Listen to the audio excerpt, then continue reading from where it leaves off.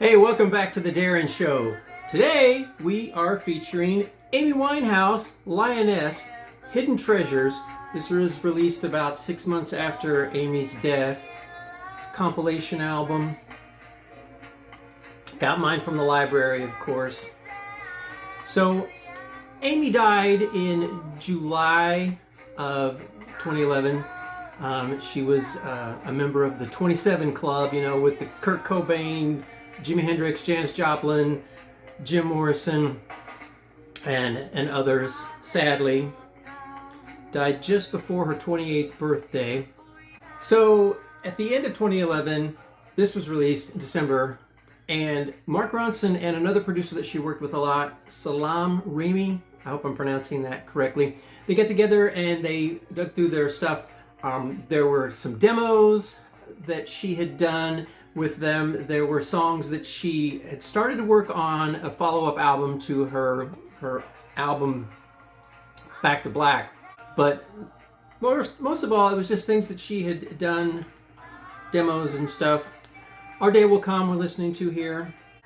Our Day Will Come actually was the second single released from this album. They released Body and Soul, the Tony Bennett duet, as a single, and Our Day Will Come as a single. Producer Salam said that Our Day Will Come should serve as a poignant reminder of her talent. And there was a music video made for Our Day Will Come. There was a montage of Winehouse throughout her career. Clips of live performances and things. So that was cool. So the thinking behind the decision to release Winehouse's rendition of this 1963 hit, Our Day Will Come, quickly becomes apparent.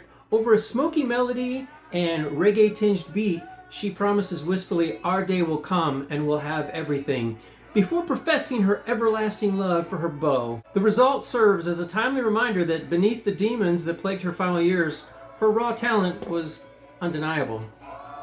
So the next song is Between the Cheats, which is one that Amy wrote. And then next up is track 3 is Tears Dry. And this is the original version of Tears Dry.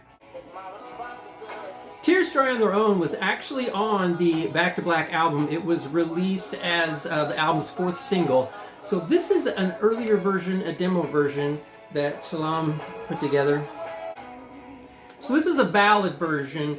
They originally did this version and then they decided to do a little faster version for the album. So now we have the original slowed down ballad, and it's really good. This song was featured in the documentary film based on the life and death of Amy Winehouse, Amy, from 2015, and was on the film soundtrack. Next up, track 4 is a version of Will You Still Love Me Tomorrow? And I love this version of the song. This was put together by Mark Ronson. He said that she heard the song and she started singing and put down a vocal track, and he said he knew he had to go into the studio and lay down a great musical track to go along with her audio, her vocals. This is pretty close to my favorite song on this album, Will You Still Love Me Tomorrow, originally Carole King, done by the Shirelles in 1960.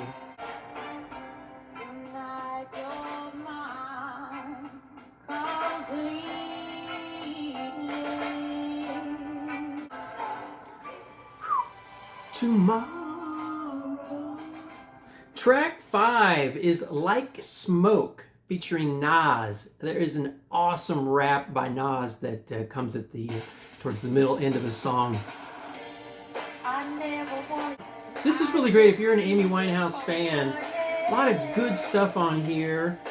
Not really throwaways, just stuff that wasn't released because she died too soon. And demo versions of things that she did release, of course. Like Smoke I Hung Around. I want to play just a little bit of this rap here. This recession is a test, it's affecting my complexion, it's directing my affection, my concerns are bill collection, the faxes, the taxes, they after me, chapter 3, my property, my handlers, they dealt with me improperly, I say some things I should probably keep privately, evaluate the world. So Valerie was a hit for a group called the Zootons in 2006, I believe. And Mark Ronson decided to do a cover of it, and famously said that Amy usually didn't listen to music from after 1967 or so, but she happened to hear this and loved it, and he couldn't figure out a way to do her, he said he couldn't think of how her vocals might work on this song. Here's a little clip from the original Valerie.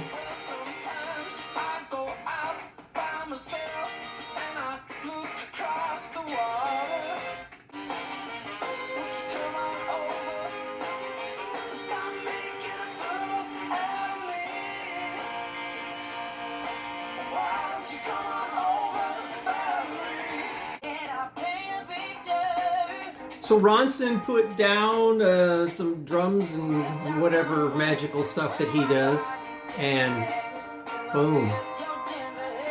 I like the original version, but the Amy Winehouse version is pretty awesome. So this was released on Ronson's second album in 2007 called Version. It was the album's third single. And Amy performed it live on the BBC. Rolling Stone called this song, this cover, her only notable recording after Back to Black, before her death, obviously. She had previously recorded a slower tempo version of the song, which appeared as a bonus track on the deluxe edition of Back to Black. Most people have heard Girl from Ipanema, a worldwide hit in the mid-60s. It's a Brazilian bossa nova and jazz song. It's right up Amy's alley. Did we need a version of this song as done by Amy Winehouse? Probably not. It doesn't really add anything to it, but it's nice that they had it round out an album of 12 songs. Track 8 is Halftime.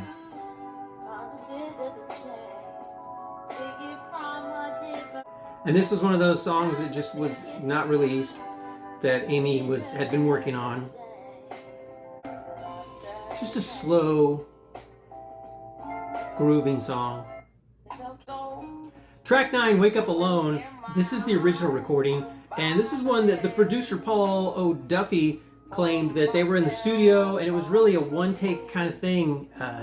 Amy told him to roll some music, and she sort of made up a lot of these lyrics on the spot. She had thought of some lyrics in advance, and he was like afterwards like, how did you do that? He was amazed, and she acted like, well, what's the big deal? This is just what I do. I hear some music, and I start singing some lyrics. Track 10, Best Friends Right. This is a song that she would do sometimes at the beginning of her concerts. This is another one that she did with Salam Reme. We get to track 11, Body and Soul with Tony Bennett. Beautiful, beautiful song. I saw some footage from the Amy documentary where she was really kind of shy and worried about singing with Tony Bennett because he was one of her idols, along with people like Frank Sinatra. Her first album is called Frank, named in honor of Frank Sinatra. And she talked about how her parents and her grandparents loved Tony Bennett, so it was a really big deal for her to sing with him. And he was so cool and calm. She messed up a couple times and she said, I'm not doing a good job. And he says, baby, you're doing great. You're wonderful. This is wonderful. So this was released as a single from Tony Bennett's Duets album, and also was released as the first single on Hidden Treasures. So since she didn't release it on an album, they put it on this album here.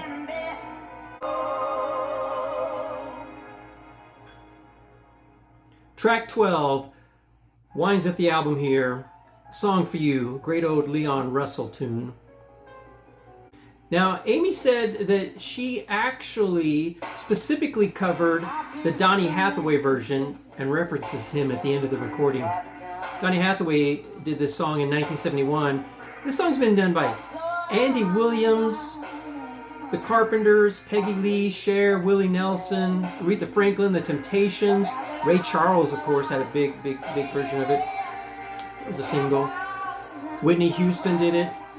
So I listened to this album couple 3 weeks probably in my car before I decided to make this review. It's not, of course, a new Amy release. That's obviously not going to happen. They also said this is not going to be a Tupac Shakur thing where, like, you know, years after he's gone, there's still 6 albums coming out. This is it. This is all the stuff they had. So you're not going to hear any more new Amy Winehouse stuff. Pick up Hidden Treasures. Check it out. Lioness. Amy Winehouse. From 2011. As usual, the DARIN show is busted flat in Baton Rouge. But we're also sanitized for your protection. Thanks for watching. Have a great what have you. Come back for more album reviews, cover songs, original songs by me. It's the DARIN show on the YouTube.